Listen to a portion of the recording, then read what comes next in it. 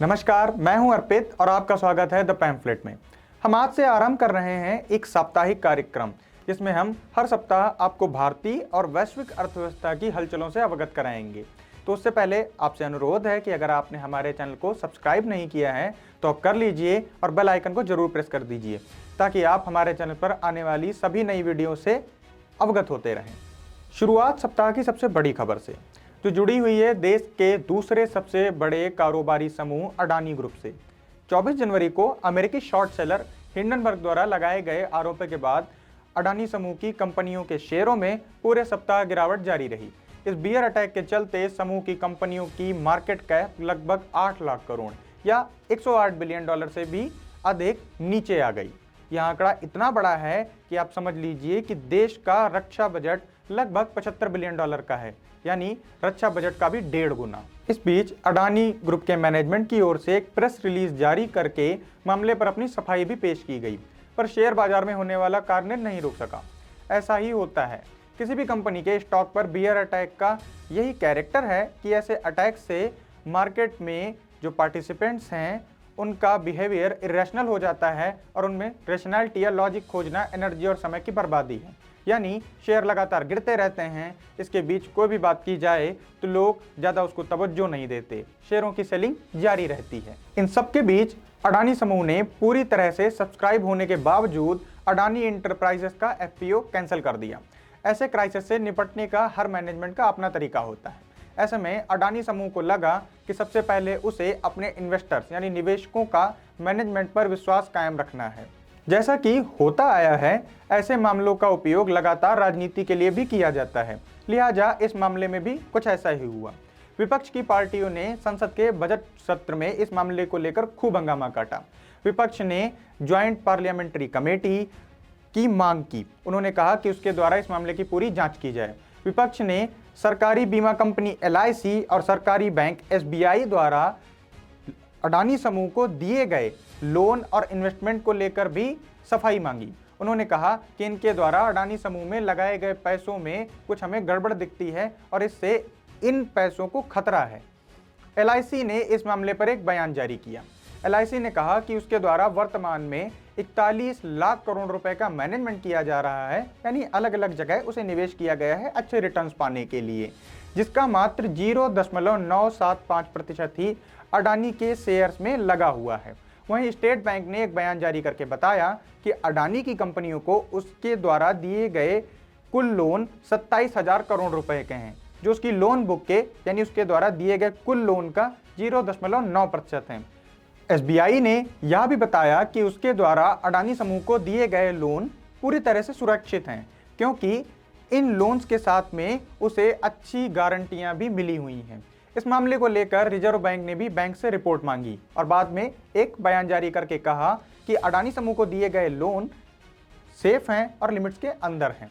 पिछली यूपीए सरकार के तहत एनपीए स्कैम्स का अब नतीजा यह हुआ है कि बैंकों के लेंडिंग नॉर्म्स यानी लोन देते समय जो जांच की जाती है कि कंपनी के बेसिक्स कैसे हैं, उसके फंडामेंटल्स कैसे हैं, इसकी जांच का अब असर और उनके लेंडिंग नॉर्म्स का असर यह हुआ है कि इन्हें काफ़ी कड़ा कर दिया गया है। बैंकों के इंटरनल चेक्स और कंट्रोल को पहले की अपेक्षा बहुत मजबूत कर दिया गया है और पहले की सरकार की तरह डायर लोन जैसे कल्चर को पूरी तरह से उखाड़ कर फेंक दिया गया है। अब बढ़ते हैं दूसरी खबर की तरफ, यानी देश के आर्थिक सर्वे की तरफ। पिछले वित्त वर्ष में सरकार के आर्थिक मोर्चे पर दिए गए परफॉर्मेंस को लेकर आने वाला आर्थिक सर्वे इस बार 31 जनवरी को पेश किया गया। बजट के पूर्व आने वाले आर्थिक सर्वे में यह बताया गया कि भैया ऑल इज वेल, यानी दुनिया भर की अर्थव्यवस्था में कितनी भी मारकाट मची रहे, हम बढ़ते रहेंगे। आर्थिक सर्वे के अनुसार देश चालू वित्त वर्ष में लगभग 7% की रफ्तार से आगे बढ़ेगा और वर्ष 2023-24 में यह दर 6 से 6.8% के बीच रहने वाली है। आर्थिक सर्वे ने यह भी बताया कि देश के अंदर टैक्स कलेक्शन बड़ी तेजी से बढ़ा है और चालू वित्त वर्ष यानी करंट फाइनेंशियल ईयर में यह पिछले बजट में लगाए गए अनुमान से भी ऊपर जाएगा। अगली खबर पर चलते हैं। 1 फरवरी को देश की वित्त मंत्री निर्मला सीतारमण ने देश के सामने वित्त वर्ष 2023-24 के लिए सरकार की आमदनी और खर्चे का हिसाब किताब रखा, जिसे हम और आप बजट के नाम से जानते हैं।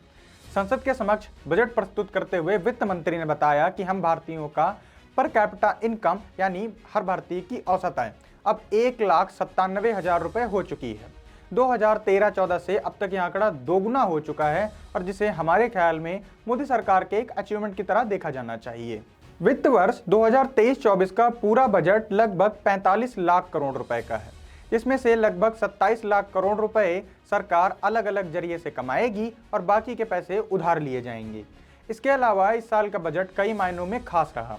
बजट के अंदर जहां गरीब तबके के लिए मुफ्त अनाज योजना यानी प्रधानमंत्री गरीब कल्याण योजना को जनवरी 2024 तक एक्सटेंड कर दिया गया, तो वहीं मिडिल क्लास के लिए टैक्स रिबेट की सीमा को 5 लाख से बढ़ाकर 7 लाख कर दिया गया।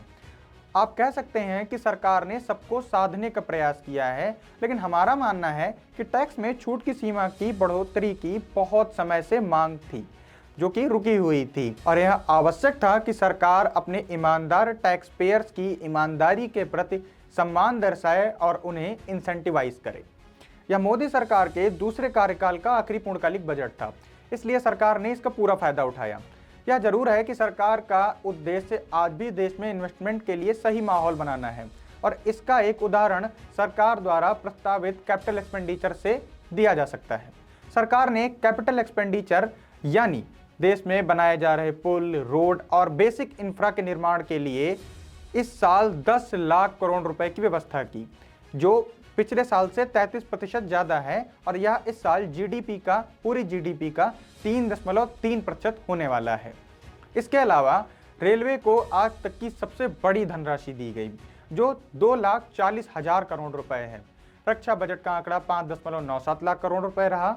इसके अलावा शिक्षा पर 1.12 लाख करोड़, स्वास्थ्य पर 89,155 करोड़ रुपए खर्च करने की बात की गई। वित्त मंत्री ने इसके अलावा सरकार की आमदनी और खर्चे के बीच की खाई यानी अर्थशास्त्र की भाषा में समझें तो फिस्कल डेफिसिट को कम करके 5.9% पर लेकर आने का वादा किया है। आने वाले सालों में इसे और घटाकर 4.5% तक लाने की भी योजना है। एक और विशेष आवंटन जो संभवतः आपकी जानकारी में नहीं आया हो, सरकार ने इस साल यानी 2023-24 में संस्कृति मंत्रालय को 3,399 करोड़ रुपए का बजट आवंटन किया है, क्योंकि संस्कृति ही है जो हमें हमारी जड़ों से जुड़ा हुआ रखती है।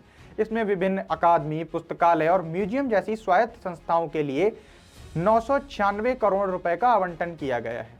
भारतीय पुरातत्व विभाग यानी ASI को 1100 करोड़ रुपए और अन्य योजनाओं तथा प्रकल्पों के लिए 650 करोड़ रुपए का आवंटन किया गया। सरकार का यह प्रयास देश की विविधता से भरी हुई संस्कृति को और बढ़ावा देने के लिए है और हम आशा करते हैं कि विश्व की पुरातन संस्कृति और धरोहरों को बचाने तथा संवर्धित करने के और भी प्रयास आने वाले समय में किए जाएंगे। आगे एक और खबर की तरफ बढ़ते हैं। अंतर्राष्ट्रीय मुद्रा कोष या अंग्रेजी में कहें तो इंटरनेशनल मॉनेटरी फंड ने 31 जनवरी को दुनिया की कई अर्थव्यवस्थाओं की भविष्यवाणी की। अर्थशास्त्र के प्रोफेसर इसे फोरकास्ट कहते हैं। IMF ने बताया कि भारत दुनिया में सबसे तेजी से बढ़ने वाली आर्थिक महाशक्ति बना रहेगा। भारत 2023 में 6.1% की रफ्तार से आगे बढ़ेगा।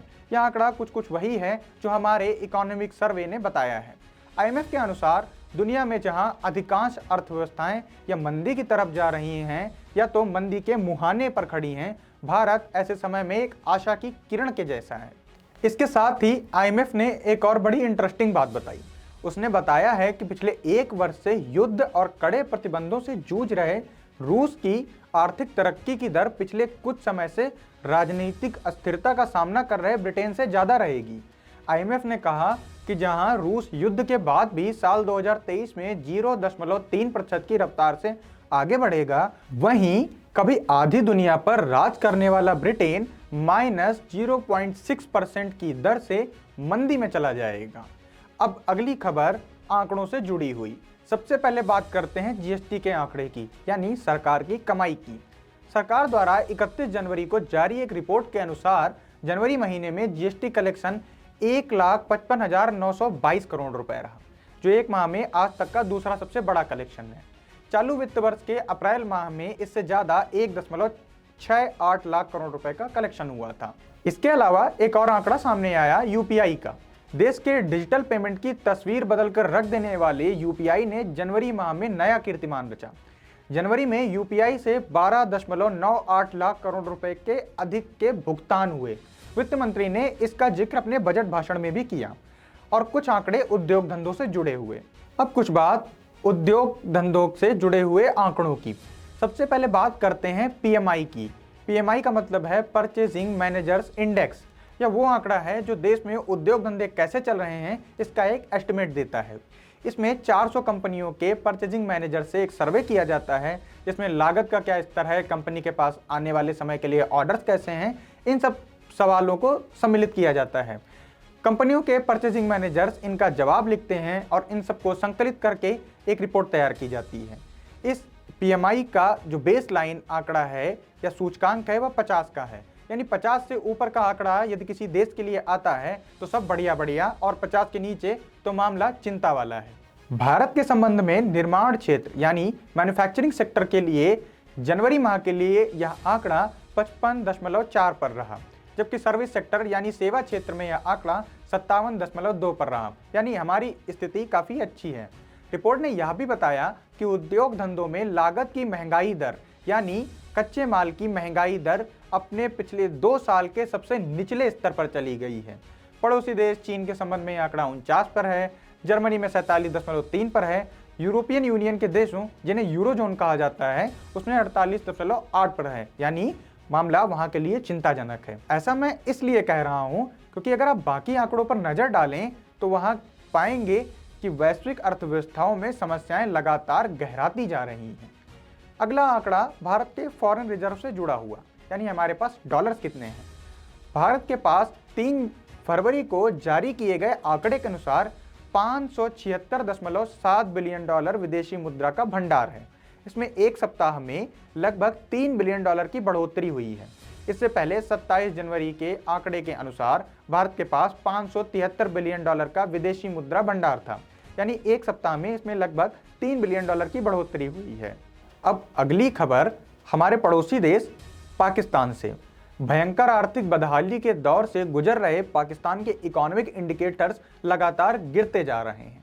नई रिपोर्ट के मुताबिक पाकिस्तान के स्टेट बैंक के पास इस समय मात्र 3.1 बिलियन डॉलर के रिजर्व बचे हुए हैं, जो इसका ऐतिहासिक निचला स्तर है।